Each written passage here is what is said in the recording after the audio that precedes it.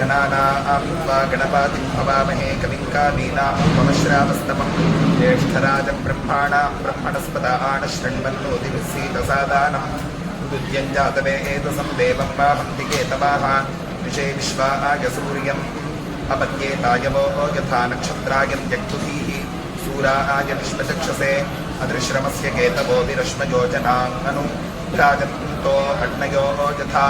तरणिर्विश्वदर्शतो ज्योतिष्कृतासि सूर्या विश्वमाभासिरोचनं प्रत्यं देवानां विशः प्रत्यङ्गुदे शिमानुषान्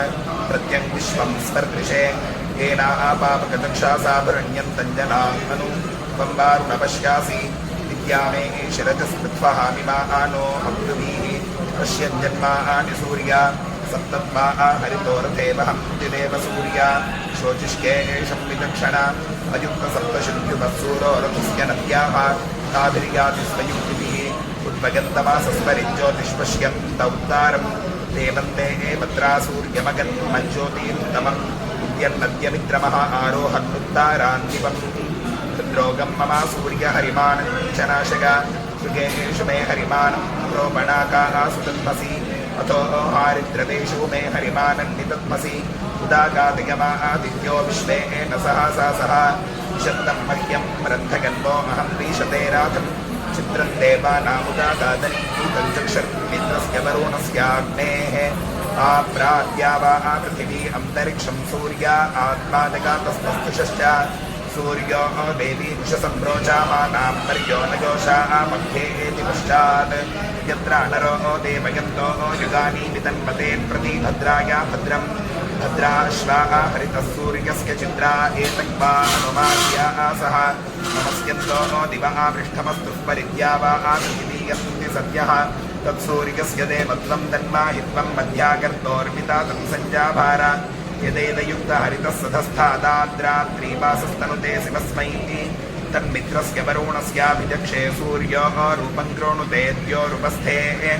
अनन्तमन्यदृशा तस्य वाजः कृष्णमन्यद्धरितः सम्भारन्ति अद्यादे पाप्तीता सूर्यस्य निरम्भासः विवृता निरापद्यात् तन्नो मित्रो वरुणो मामहं तामदीति सिन्धुः पृथिवी उदद्यौः इन्द्रं मित्रं वरुणमट्टिमा पुरथो दिव्यः सुवर्णो गरुत्मान् एकं सद्विप्रा बहुधा वादं चिन्नीयमं मा तरिष्वा नमाहुः कृष्णं निगानं हरागः सुवर्णा अपोमसा नादिपमुत्पादन्ति तावा वृत्रं सदा नादृतस्यादिधृतेना पृथिवी युज्यते हंसशोचिषत्वसूरन्तरिक्षसद्धोता आवेति शतती धृतरो न सद् ऋषद्वारसदृतसद्यो मसदर्जा गोजारतजा अद्रिजारितं यद्वा सूर्यस्पर्धानुस्तमसा विद्यतासुरः अक्षेत्र विद्यता तो भुवानान्यदीतयुः यतद्यसूर्यप्रभो न आगा उद्यन्मित्राय वरुणाय सत्यं भगन्ते भद्रादीते स्यामतपप्रिकासो अर्यमन् गृणन्ताः उत्सौर्यो बृहदर्चीमिष्यश्रेत् गुरु विश्वाजनी ममानुषाणां समोदिवादादृशे रोचामानः कृत्वा आकृतस्य ग्रोतः कर्तृभिर्भूत्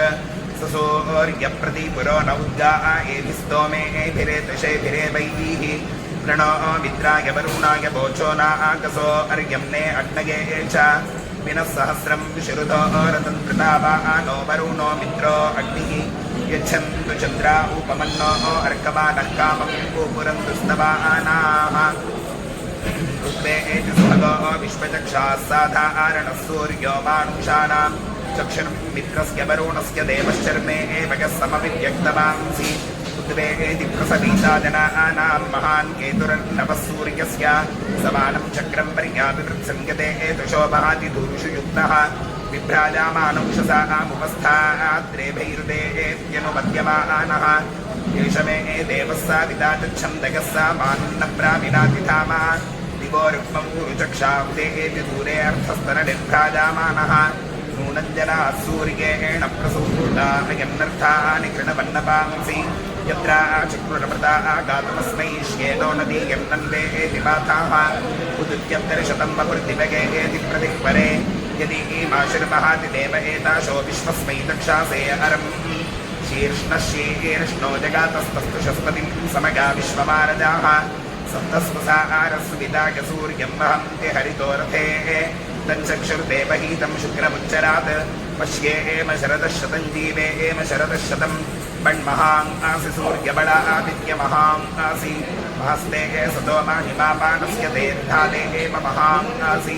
मत्सोर्यष्टमासा महां आसि सत्रादे एव महां आसि मह्ना देवानां सूर्यः पुरोहितो विभुज्योतिरदाभ्यं नमो मित्रस्य वरुणस्य चक्षासे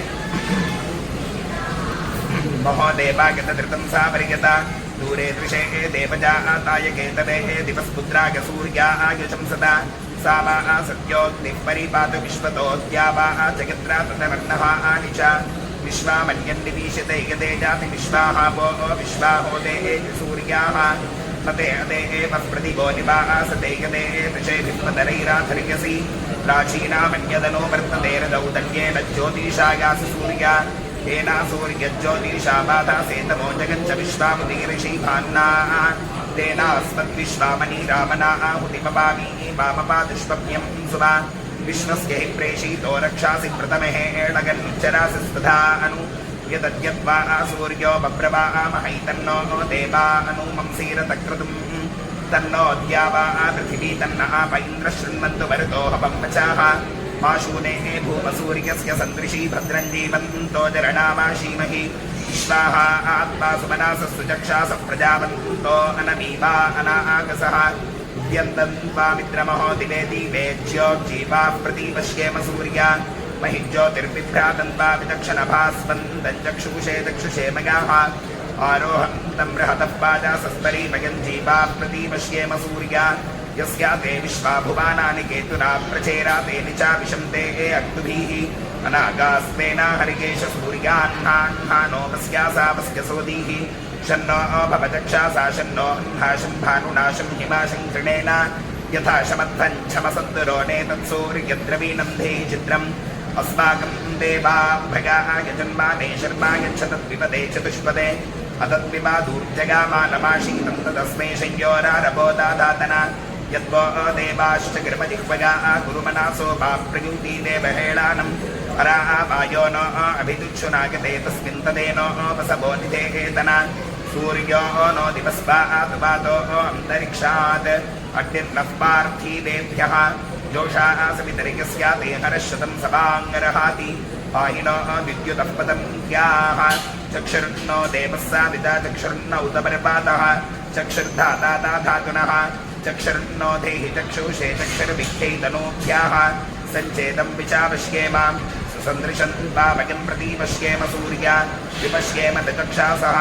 बिभ्राट्रहत्पीबत सौम्यं मध्वायुर्दधत्यज्ञपातामभिकृतं वाताजूतो यो आधिरक्षातित्मना प्रजाः पूपोषपुरुताभिराजति बिभ्राट्रहत्सुभृतं वाचसातामन्धर्मं दिवो धरुणे सत्यमर्पीतम् अमित्रः मित्रः तस्य हन्तामञ्ज्योतिर्यज्ञे असुरः सापत्नः इदं श्रेष्ठं ज्योतिषां ज्योतिरुत्तमं विश्वजिद्धानजुतिष्यते बृहत् विश्वभ्राट्भ्राजो महिसूर्यो दृशौरुपप्रथे सह ओजोच्यूतं विभ्राजं ज्योतिषास्वा अरगच्छोरोचनं दिवः ये देवा विश्वाभुवानान्याभृता विश्वकर्मणा विश्वते यावता आयङ्गौ कृष्णीरक्रमीतसादन्मातरं पुरः इतरं च प्रगन् स्वाहा अन्तश्चारतिरोचनास्य प्राणादापानदी व्यख्यन्महिषोदिवम् त्रिंशद्धामभिराजति वाक्पातङ्गायाधीयते प्रतिवस्तोरहत्युभिः ऋतञ्चा सत्यञ्चाधीन्धान्तपसोऽध्याजायत ततो रात्र्या जायत ततः समुद्रो अरण्णवः समुद्रादृण्णवातधी संवत्सरो आजायत अहोरात्राणि वितथद्विश्वस्य विशतो वशी सूर्या चन्द्रमसौ धाता याथा पूर्वमा कल्पयत् दिवं च पृथिवीं चान्तरिक्षमथो स्वाहा सविता पश्चातात् सविता पुरस्तात् सवितोत्तरात्तात् सविता धरात्तात् सविता नः सुमतु सर्वदा आदिं सविता नो रासतां दीर्घमायुः लोकाः समस्ताः सुखिनो भवन्तु।